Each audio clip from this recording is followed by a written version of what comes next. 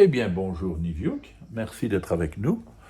Bonjour les enfants, voilà, Niviuk va écouter l'histoire aussi. L'histoire du jour, c'est celle d'Alistair, le crocodile vert, le pari d'Alistair. Photographié dans tout l'univers, Alistair, le crocodile vert, faisait une belle carrière. Crocodilien au sourire coquin, c'était le plus charmant de tous les mannequins.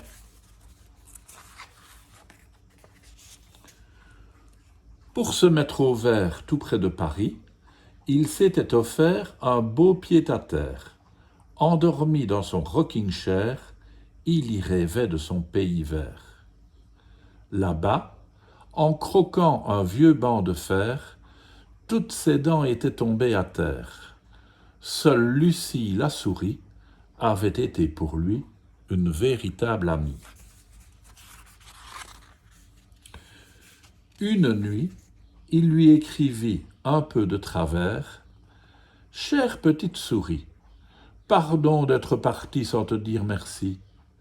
Grâce à toi, Lucie, la vie m'a souri. Édenté, j'étais devenu laid. Mais les dents de lait que tu m'as posées ont fait de moi une célébrité. Je t'en prie, viens me rendre visite à Paris. Ton ami Alistair, le crocodile vert. » Lorsqu'elle lut ceci, Lucie fut ravie.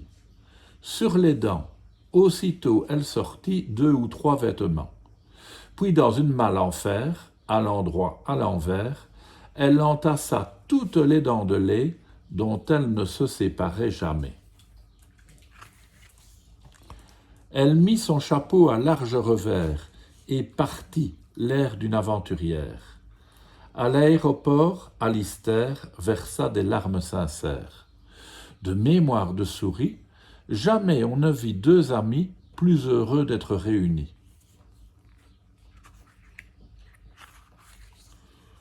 Le lendemain, main dans la main, les compères filèrent à Paris. Les yeux grands ouverts, Lucie fut émerveillée par tout ce qu'elle vit. Ébahie au sommet de la tour Eiffel, elle découvrit Paris en modèle réduit.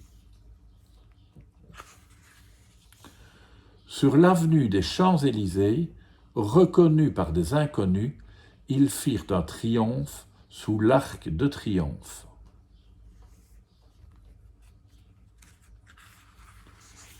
Dans les grands magasins, Lucie acheta du parfum et de drôles de petits escarpins. Épuisés par cette folle journée, ils prirent un café à Saint-Germain-des-Prés. Paris, c'est joli, mais nom d'une souris, personne ne sourit, s'étonna Lucie. Le soir, Lucie dormit comme un loir. Dans le noir, Alistair songeait avec désespoir. Dans les villes, le monde est à l'envers. Chacun va qu'à ses affaires et du voisin n'en a rien à faire. Que faire ? Il eut soudain une idée extraordinaire. Il faut laisser Lucie faire.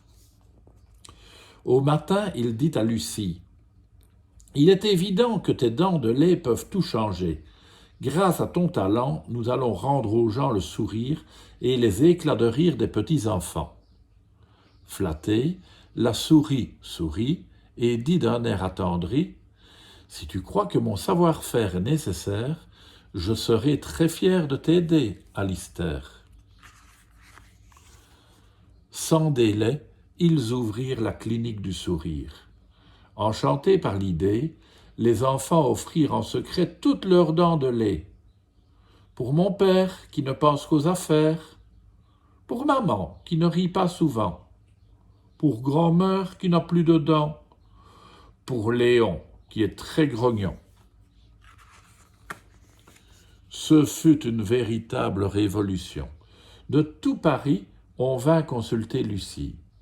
Et petit à petit, tout Paris sourit. C'est ainsi qu'Alistair gagna son pari. Ce fut le début d'un nouveau millénaire, un millénaire qui eut dans la terre entière le beau sourire d'Alister. Voilà les enfants, à demain.